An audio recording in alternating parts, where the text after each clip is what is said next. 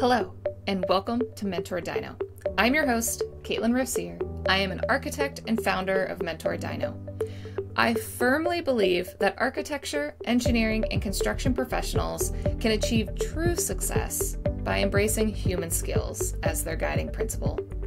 So each week, I interview amazing professionals in and around the AEC industry as a way to share stories, inspiration, and advice for others finding their own unique career path. Thank you to all of our current subscribers, and if you're new, we'd love to have you join our community. So if you like this episode, please do me a favor and hit subscribe, like, or leave a comment below. It really helps others be able to discover this resource and support them on their own career journey. So let's dive in. I really hope you enjoy this conversation.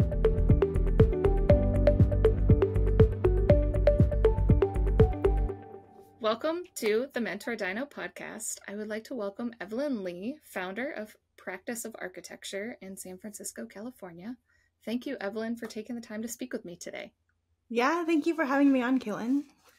And so I know just saying the founder of Practice of Architecture is not enough to fully describe everything you are doing and your kind of journey to how you got to where you are today. Do you mind kind of giving my audience a little background on a little bit about you and kind of high points, I guess, because we could probably talk for an hour on just that. I feel like this, as I get further in my career, this conversation gets longer. But I have an architecture background. I have an MArch and a BArch.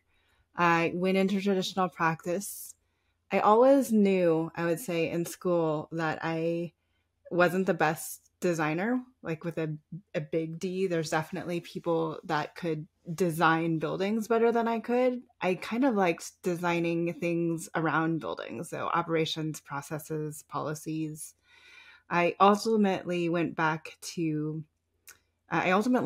school to think about whether or not I had chosen the right career path for me. I got my MBA, I got my MPA, found that I missed the people within the built environment and working with architects and the stakeholders of their projects. So I found a way to play in that space in a design firm running a strategy group at a firm called MK Think here in San Francisco. Ultimately left there for a number of reasons, ended on the consulting side of brokerage. So when I talk about brokerage, it's commercial brokerage. So Newmark Knight Frank, CBRE. I'm sure y'all have seen some signs of Saville, Studley's, these type of brokers with like for rent signs out on office spaces. They tend to be national, if not international firms. And I was doing a lot of workplace strategy then. So a lot of people trying to consolidate office space even pre-pandemic, because office space behind what they pay for data and what they pay for their people is really expensive. And then I ultimately ended up at Slack, helping them develop operations, processes, and policies around the design of their offices. But then that all shifted during the pandemic, and we started developing more new operations, processes, and policies around how we work as a company. And to bring it all full circle throughout all of this, when I went to get my MBA and get my MPA, I found that I was seeking out a lot of different ways of learning new things that I never knew about in architecture. And Practice of Architecture started as purely this curation of all of these articles and books that I thought that architects should be aware about, and has really turned into a few things. So I advise, and I'm a fractional COO to a number of small and medium-sized architecture firms. Shepley Bulfinch just announced that I am joining their board of directors as an outside board member. I also advise startups in the architecture space. So I'm joining Gumption, just came out as Stealth. I also am an advisor to Kanoa and Ace Lab. And Practice of Architecture also provides resources for small and medium-sized businesses on the business operations side in particular. And then we have a community called the Practice Community and Lab, which Caitlin, you're a part of. Yep. And then we have the podcast Practice Disrupted. So a lot of different moving pieces, but it's really all to help bring learnings from outside of practice and outside of the profession and the industry into the industry to help them continue to adapt and remain relevant. Yeah, because I think there's a lot we can learn outside of our industry. I feel architects tend to just be focused on themselves a little bit too much. And then when, you're isolated, you can only see so far. It's like being a fish in a fishbowl. You can't tell that you're in the water around you. But when you can get somebody looking at you, you're like, what are you doing? You're in the water. Yeah. So. And I think, there's so many different reasons for that. But when I think about even all of the friends that I've accumulated throughout the years, you have so many work friends or even university friends that you stay in touch with. It kind of becomes really easy to be self-isolated within those groups, right? If it was funny because I was having a dialogue with somebody on LinkedIn today about happy hour and how happy hour doesn't mean culture, but she's like, I don't want to hang out with architects after I'm done with architecture. She's like, I actually want to hang out with other people. And I was like, that's funny, because even when I like to go off and hang out with other people, it tends to be architects from other firms. So then it's like, well, when do we learn about things that are happening outside of the industry if all of our friends are all architects as well? You make it not like 3 times removed to be able to go find somebody outside the industry. Yeah, exactly. Do you have any advice for somebody inside the industry looking to pivot their career? I know you kind of pivot into policy and tech, but do you have to go for your MBA to no, prove to pivot? No, I mean, there's some great podcasts or some great episodes on Practice Disrupted from people that talk about people who went and pursued their MBA, and it's all for various different reasons, including my co-host Janine. But what I typically tell people is to kind of track where they find they get the most energy. So, I think the architecture field itself is expanding, and the roles within architecture firms continue to expand. So acknowledging the fact that the role that you might not be in might not be the right one for you, but that doesn't mean you have to step out of architecture entirely. 2, I think it's really about understanding what you're passionate about, and if it doesn't exist in architecture, then where do you go off and find that somewhere else?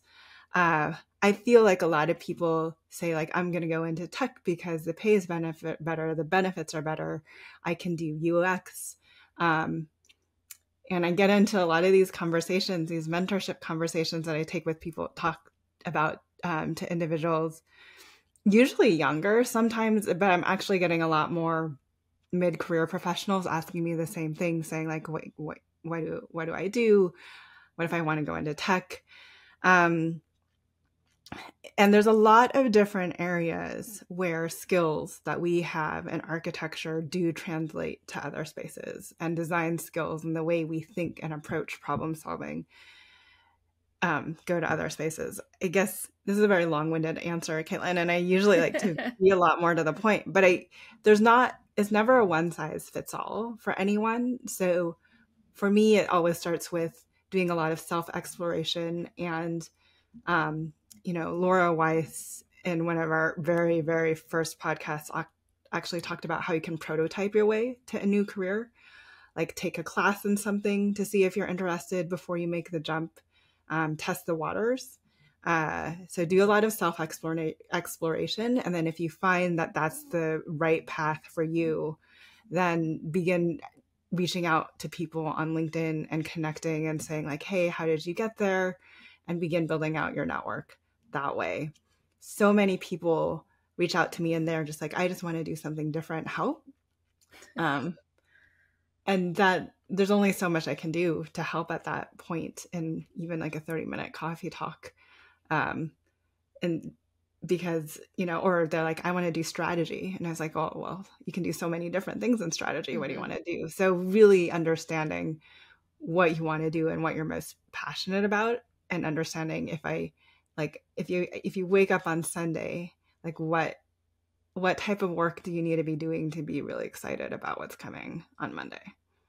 Yeah. And regardless on what job you have, you're going to have ups and downs in the day to day anyway. If you have a bad day in architecture, well, you're going to have a bad day in tech. You're going to have a bad day doing whatever. Yeah. But no, I definitely resonate with that, because I know when I first stumbled upon your podcast, I was at a point where I was like, I need to do something else. And it took me 3 years of like discovery and like, hey, I want to do this, but hitting stop points on how can I make this happen before Mentor Dino started. So it takes a while to discover. And then if any doubts sit in, or like I had a lot of imposter syndrome, like who's going to listen to me on anything I have to say? But it's not a one size fits all either, because I thought about, well, what could I shift into tech? And then I was like, oh, I don't have that drive, that passion for it. But when you find that fire that lights inside you, it's completely different. And it took me a couple years to find it. Yeah. And I think, if anything, give yourself grace, right? Like give yourself the time to find that. And use that exploration to talk to a lot of different people. And I feel like the more people that you can talk to, you, even in the conversation, even if they don't give you an answer, the conversations you have with them and how you respond to their questions might help you get to your answer. Yeah, or lead you somebody else to talk to, or something else to check out you didn't know existed. So, yeah. So sorry, no easy answer to that question, really. So what did your day-to-day look like when you were working for Slack versus an architecture firm? Well, so there's a few things. So when I was in an architecture firm, it was very much project based, but it was, I was running projects. Mm-hmm. So I was managing teams, right? With Slack, I was what they would consider like an individual contributor. So I wasn't so much running projects as I was working across multiple different project teams. So my role inherently was a little bit different than on an architecture as a project manager in an architecture firm. Not to say there's actually absolutely a role for project managers in tech, saying that, but it varied from day to day, especially during COVID. They would spin up teams with like, we hear that other companies are starting to go back to the office. Is this something that we should look into? And then we would, and then they're like, they would bring together all of the people that they think would need to be a part of that discussion. So there are days where like I could be brought into new meetings for new conversations that got spun up that day, pretty high level. So I did appreciate that. And then there were days where I was just working through other things, like looking at all the feedback in our channels about where a lot of our employees were feeling a little bit more stressed out, and trying to identify fixes for that. So at one point, I think similar to everyone else, we're all going to Zoom. Everyone needs to have all their cameras on all at the same time, but like realizing that it wasn't the best mental health space for all of our employees. And we weren't going to, we always said from the beginning, we're not going to get this right from the start. But realizing when we needed to make some changes to create a better employee experience too. Yeah. How was, I guess it kind of pivots, but now that you're full-time practice of architecture, how has your day changed flipping over to being an entrepreneur full-time? Because I know you're doing that on the side for ages. I was, and I had a steady income. No, I think it's been very scary. I feel like anything that you hear an entrepreneur has gone through, like even in the last couple of months of being my own boss, like I've gone through. So, making sure that I can pay all my bills. Before I was doing a lot of self-funded, um, I mean, some of it was self-funding through my paycheck at Slack to make sure that I could carry practice of architecture. Others things were through partnerships or sponsors. So really continuing to build out those partnerships and sponsors. We launched the community. So the community had sat dormant for a little bit, and I'd actually closed down the sign up page because I didn't feel like I was serving the community as much as I could. So reopening that community, making sure that I'm dropping all of the research that I find and I'm doing on a day-to-day basis into that community. And then, I don't know, I feel like I'm overloading myself with work. I spun up 100 conversations with 100 architects because I felt it was important for me to have conversations with people on the front lines that are doing the work and making sure that any resources I'm putting together is relevant to them. So I'm working my way through those. Working on sponsorships. I just sent out a curriculum for a partner with a major design school on building out courses for their executive program. So talking to architects, talking with partners, and then trying to find focus time to actually develop templates. So that's also big on my to-do list right now. Yeah, I know it's always hard to find time to build and grow at the same time. Yes, absolutely. Yeah. And if I had more money, I would pay to build or pay to grow rather than build myself. But yeah. Nope. I'm definitely right with you there. I think my entire bonus check from last year went towards Mentor Dino. So so I still survive on my day-to-day paycheck to keep this thing running. So and I know we'll work on that together. That's why I joined your community, because it was being surrounded by professionals that have so many diverse backgrounds. Like, there are still a lot of architects in that group, but seeing even the conversations I have with my podcast and how different people's day-to-day is, the different types of things you can work on, and just the exciting things going on outside my neighborhood type scenario is amazing. And just the people you talk to, because I know my company's been up for a little over a year and a half, and just the people I've met across the country has been amazing. And if I didn't have this, I wouldn't have done it. I would have just been heads down in project work. So you never know where something's going to take you. Very true. And talking a little bit more on the podcast side, so I know I've been listening to Practice Disrupted off and on for a while now. How did you and Janine decide to start the podcast? Yeah, that's an interesting story. I think for me, because I'm not a big podcast listener, even being on this side, I can't say that I'm listening to any more podcasts than when I started Practice Disrupted. Janine would hate for me to say that, but she's on a break from the podcast right now, so she can't have a say. I love you, Janine. I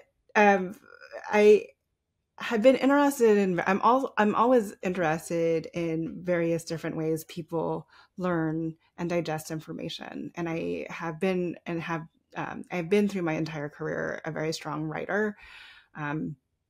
Most recently for Architizer, but I worked for Contract Magazine and Architect Magazine, and in Habitat way back in 2005, before people believed you can make any money writing for a blog.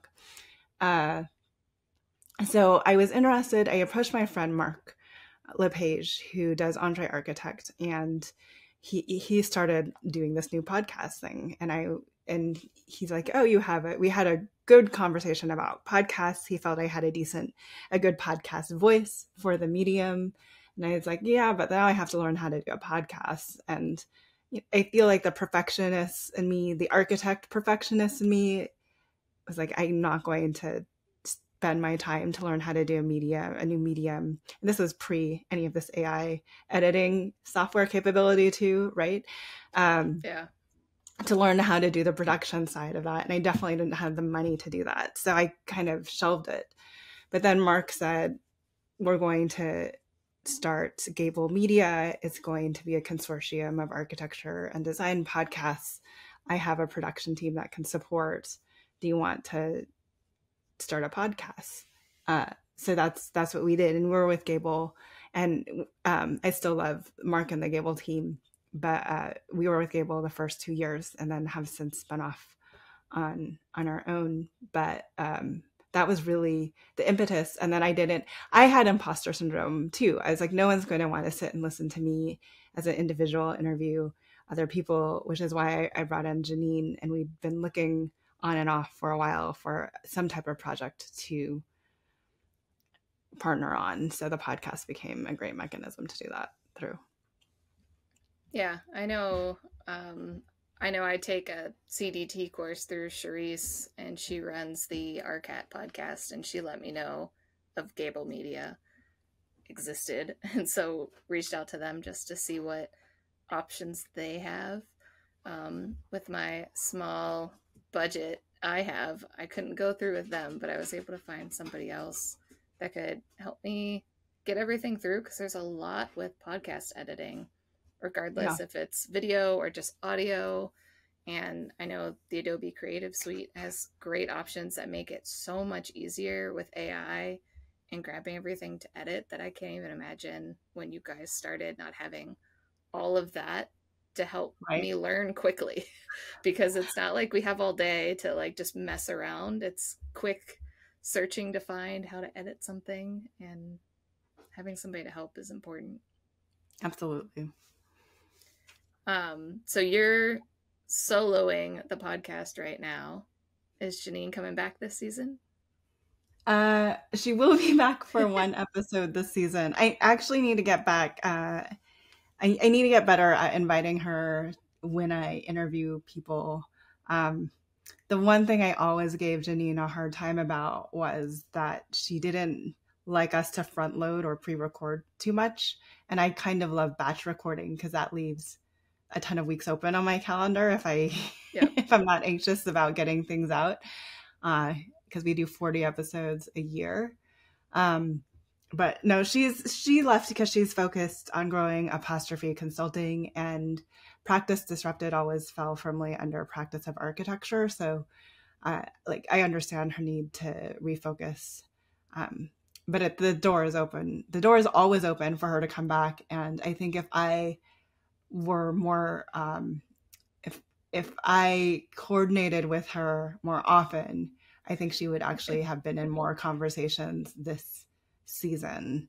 It's just like another thing that I have to, it's just another thing to coordinate on top of everything else. But it's not intentionally that I didn't leave, that I left her out, but she's always welcome back. If I can keep the workload light on her end to be a co-host, I think she's happy to join conversations that she's interested in. I also don't think she would be interested in half of the conversations we've had on AI, to the extent that I'm interested in too. So I need to make sure to invite her to the topics that she's most interested in being a part of. Yeah, I think Janine's apostrophe business was kind of one of the first stepping stones to I can do something that helps teach people and teach architects. So you never know where you're going to find something. And so she's definitely been an inspiration to myself. So I'm glad that she's taking time to focus. I understand. But we'll make sure she hears that part and not the part that I I'll do a chapter marker highlighting on my thing and skip over yours. Yeah, there you go. Yeah. Mm-hmm. Janine, if you're listening, I want comments below. I want to hear from you. But so as she's focusing on apostrophe, you're focusing on practice of architecture. Where do you see everything going? I don't know. So some people know that I'm a part of a membership organization. So that's inevitably taking up a lot of my time. And I think it'll take up even more of my time next year than it has this year. My husband and I had planned for that when I asked them whether or not I could run um, to continue my work that I'm doing in the AIA. So I'm being mindful of that, and because of that, I'm not expecting tremendous growth out of these first 2 years. Um, thankfully, thankfully, I got a lot of stock in Slack before we were acquired by Salesforce, so that always helps. But really, I think you'll begin to see more partnerships and opportunities within practice of architecture for individuals like yourselves and others who are interested in expanding the products and services that architects are a part of. And the hope would be that if it doesn't create new businesses altogether, that it expands the realm in which we practice. So it's not so much of an ebb and flow, and it expands the tide of, or it brings in more revenue, especially when your clients aren't building or things are going on hold, and it enables you to continue to, maintain and keep your employees and grow what you can offer them in terms of salary and benefits over the long run. That's ultimately where I would love to be headed. So that's the ultimate goal. Practice of architecture, I always had it in my mind that it was going to be an incubator and accelerator of new ideas coming out of the AEC industry. I actually think there's an opportunity for it to get there sooner rather than later. And we're setting up the partnerships to do that. So yeah. And your time. Yeah. Because you were working full time and doing it on the side, and it's not easy to do that. And there's only so many hours in the day to still sleep, spend time with your family, go have fun. So. Yeah. Mm-hmm. Although it's been interesting to see how AI has shifted that, like where you spend your energies and what you can begin to automate. So I'm constantly looking at ways to build an automation and tools that helps me shortcut things that would take much longer to enable me to do more with less. So, yeah. Yeah. And that's a great segue, because I know you're also a board member of Women Defining AI. What opportunities and discussions are occurring with that group? Oh, I think I love that group. That group is my primary connection back to the tech world. I felt like I feel like we create an identity for ourselves as we go through our careers. And one of my biggest struggles with leaving Slack and Salesforce was leaving my foot in tech and not having that firsthand experience anymore. But I feel like I'm getting that through Women Defining AI. We have executive team members in there from some of the leading tech firms in the Bay Area, but also honestly globally. And it's exciting to see who is in there. And we're spinning up a number of different thought pieces. So the first quarter, it was focused on law and a little bit of ethics in technology. I'm spinning up one that's going to be coming out in July, focused on business operations, as you might imagine. Yes. We have another one to focus on education and what it does to education, learning, and development.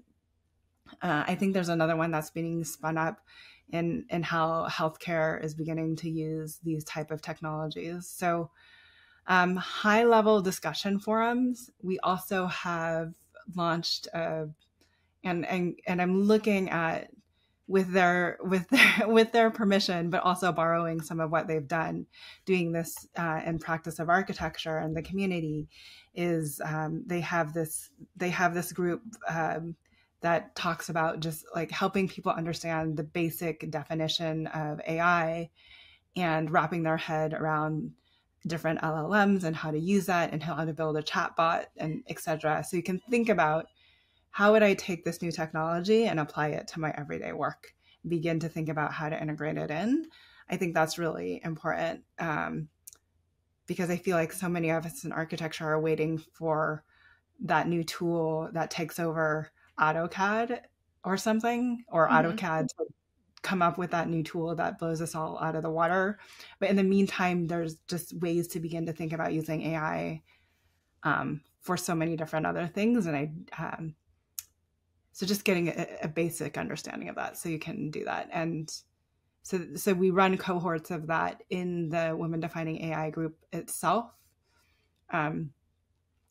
So a lot of things, the basic mission and vision of that group, though, is to close the gap, the gender gap, between women and men in tech. That gender gap is as big as architecture, especially when it comes to leaders in that space. So we see AI and its integration as so nascent that there's an opportunity for women to lead and be leaders in these various different areas. So that's ultimately what we're trying to do with Women Defining AI. Yeah.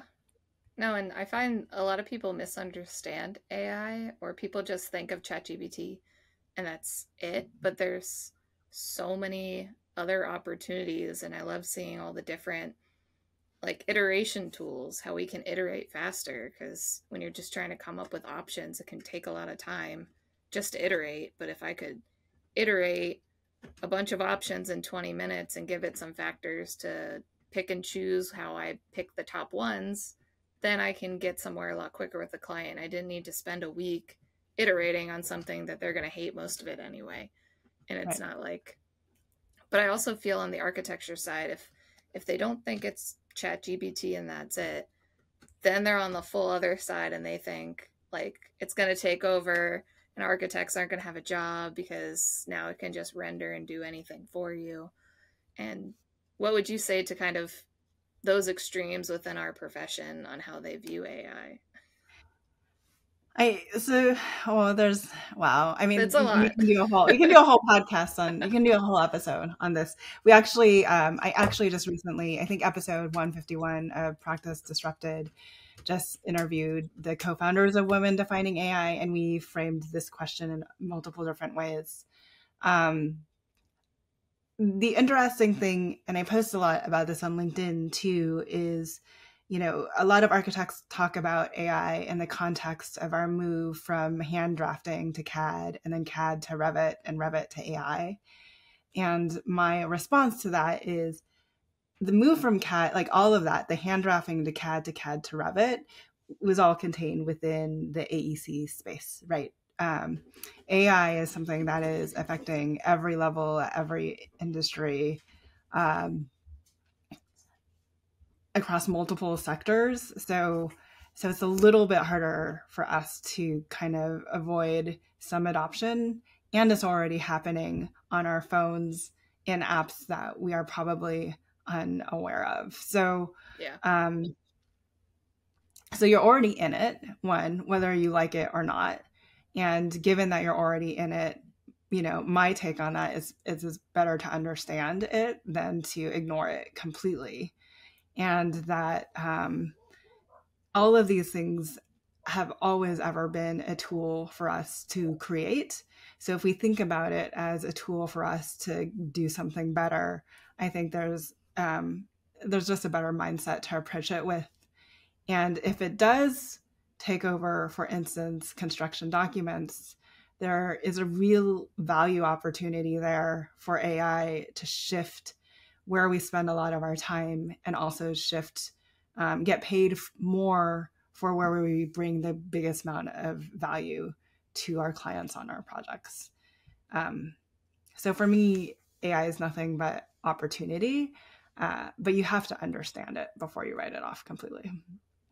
Yeah, I 100% agree. And it gives opportunities for if somebody wants to go off on their own, regardless if it's an architect or something else, they can help do that in a smooth manner, that you don't have to be working your evenings to keep up with your clients. But if you're in a large firm, like I know I'm in a large firm right now, we already have scripts to help us do really mundane tasks a lot quicker. It's very similar.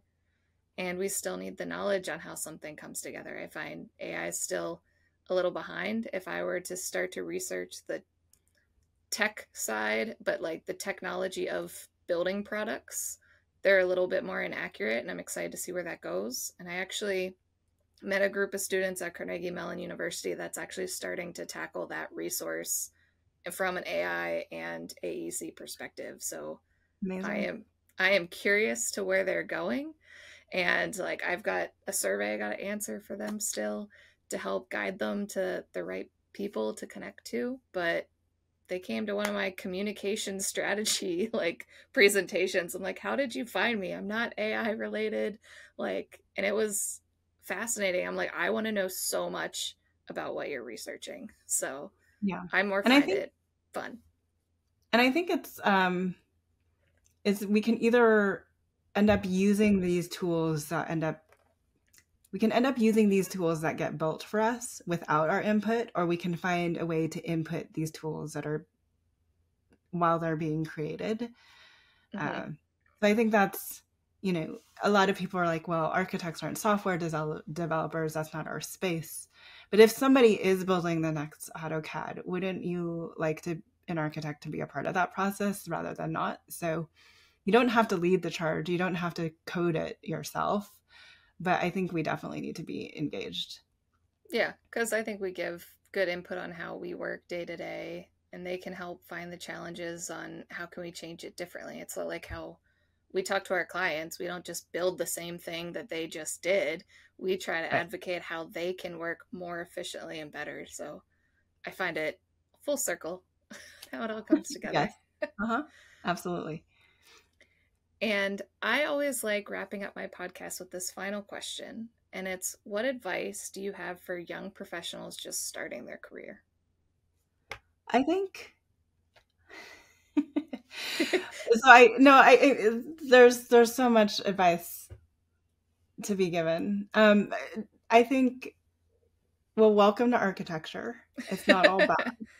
Um, I think uh, I remember that your career path is a journey. There is no destination. I am somebody who has changed my careers, I would say, no less than 3 or 4 times, gone through serious pivots, and everything that you have done up to this point gives you a different perspective in any career that you hope to pursue going forward. So I think a lot of mid-career professionals that I talk to even say like, oh, I've committed so much to the profession, or even architects coming out of school. I had a whole extra year of school other than my peers. How could I ever think about stepping away from this? And I don't think you should ever think about, you're not stepping away from everything you've done. I think you're stepping toward what you want to do, and to frame it that way.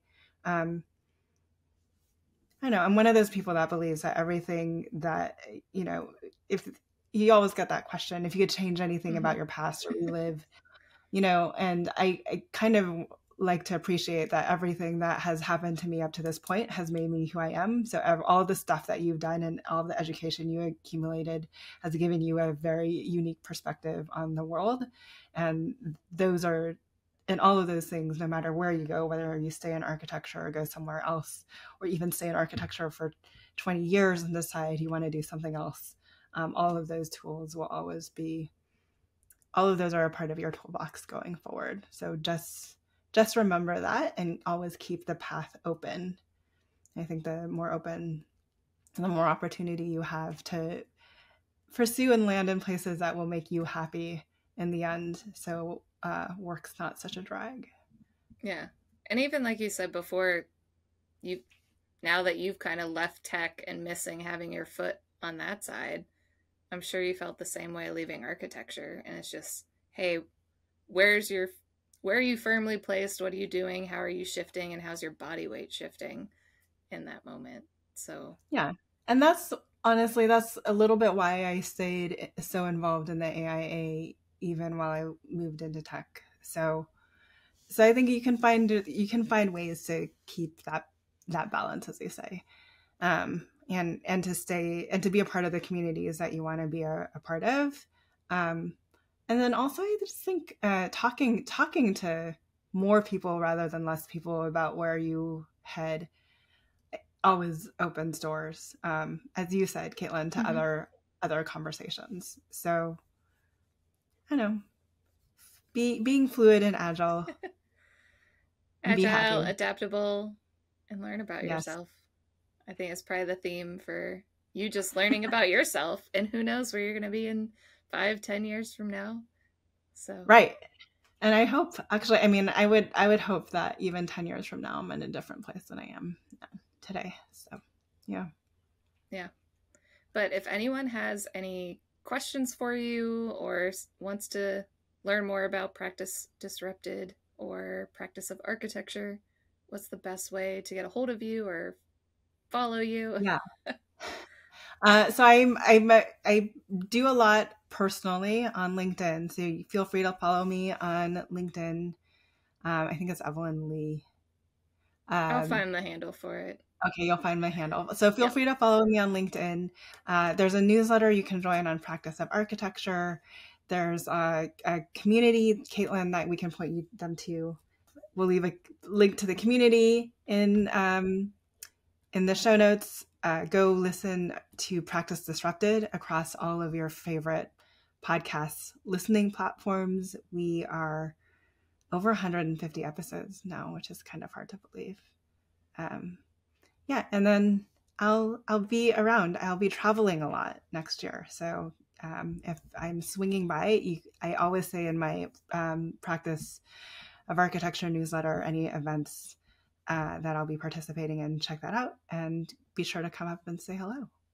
Yeah, and I know I'll be at the AIA National Conference, so I know you'll be running around super busy. I will try to find you at some point and at least say hi. Yeah. It'll be easier this year than next year, I think. But yeah, exactly. Next year, it'll be a sign with a giant hand waving, and that'll be the only way you know what's going on. Yeah. You'll have to just carry your Mentor Dino sign around. Like one of those Asian tour guides with the... Yeah, I was talking to Giselle Santos, and I was like, so if I hire high school kids to run around AIA National Conference in inflatable dinosaur costumes, do you think I'd get kicked out? Oh, that would be fun. And she thought it was great. I'm like, oh, well, it'd be a way to get college kids or something in, and I'd pay for them. Well, I think high schoolers, there's usually a student... I don't know if there is this year. I'll make sure there is next year. There usually is an ability for students to at least get on the expo floor. So yeah, that's all I need. I wasn't going to pay for a table. It's in Boston next year. So okay, I'll keep track of it for next year. But thank you, Evelyn, so much for taking the time to speak with me today. Thanks, Caitlin, for having me. I appreciate it. I hope you enjoyed our discussion today. Learn some advice to take with you and see how our industry is all tied together to create the world around us. Check out the description below for any links or resources we discussed. If you liked the episode, please do me a favor and hit the subscribe button. Give me a thumbs up and leave a comment below. It really helps others be able to discover this resource and support finding that career path that best works for them. If you know someone that has inspired your own career that you'd like me to interview, let me know in the comments below, or you can reach out to me via my website or LinkedIn. I'd be happy to share their story or your own. Thank you again, and I cannot wait for the next career story I get to share with you next week.